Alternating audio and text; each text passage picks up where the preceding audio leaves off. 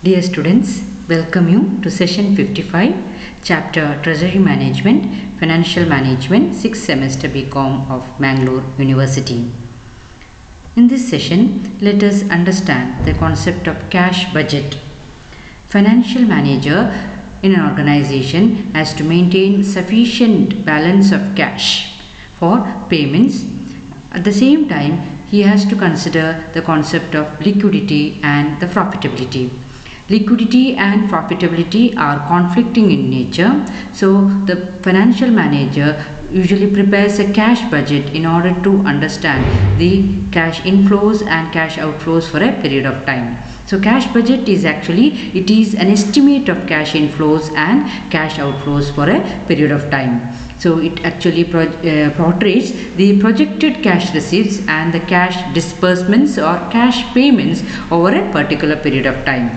So cash budget is actually a summary of expected cash inflows, that is cash receipts, and outflows, that is cash payments for a certain time span. So cash budget is one of the most important budgets which is prepared by an enterprise in an organization. Now it is prepared on a receipts and payments method. So actually it is the projection of the cash receipts and cash payments. So we have two aspects here. One is estimation of the cash receipts. The other one is the estimation of the cash payments. Now let us look into the different cash receipts. One is the cash sales.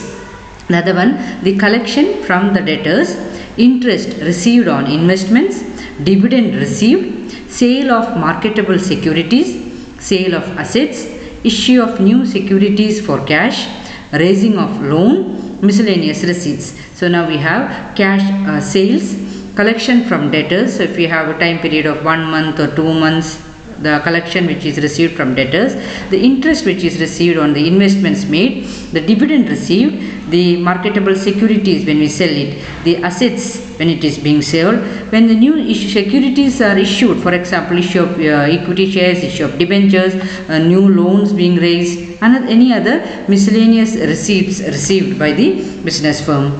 Now come to cash payments, that is the cash purchases, payment to creditors for the purchase of materials, payment of wages, salaries, expenses, payment in the nature of capital expenditure, that is purchase of assets, purchase of marketable securities, loan repayments made, tax payments, redemption of debentures, interest payment on bank loans and debentures, dividend payments, and any other miscellaneous payments. So these are the cash payments. Now, how a cash budget is being prepared? So you can see here the columns, particulars, month 1, month 2. So for how many months we are preparing based on that. Now in this case it's only 2 months. If you have more than 2, month 3, month 4, month 5 and all. So begin with the opening cash balance, then estimated cash receipts. So we are estimating cash receipts from cash sales, collection from debtors, interest received on investment, sale of marketable securities, issue of new securities, raising the loans, sale of assets, miscellaneous receipts. So all these items we find the total of that, total cash inflows or cash receipts. Then we add opening stock plus the cash receipts, that is the total cash available with us. So in the beginning we had some amount, for example 10,000, and we have all these items, that is the receipts.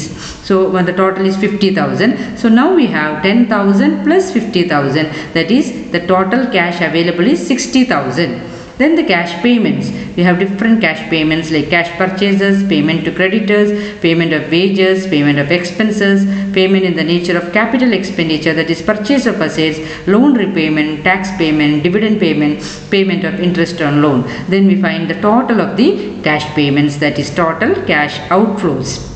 Now from the total cash available, if we deduct the total cash outflows, we get the closing cash balance. So total cash available, that is opening stock plus cash receipts minus the total cash outflows will give us the closing cash balance. Now closing cash balance of this month will be the opening cash balance of the next month. Again the next month cash receipts, estimated cash receipt, the total, and the process continues.